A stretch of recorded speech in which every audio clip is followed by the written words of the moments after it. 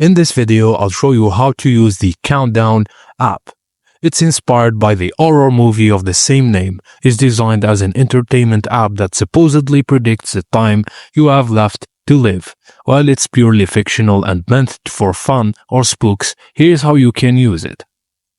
Visit your device's App Store or Google Play Store and search for Countdown app and download it from the official related to the movie.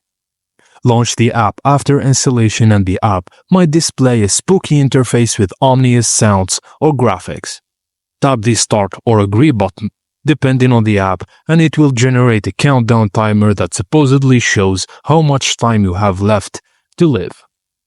Some apps allow you to share your countdown with friends for fun, and you can use it as a party trick, prank, or just a creepy thrill.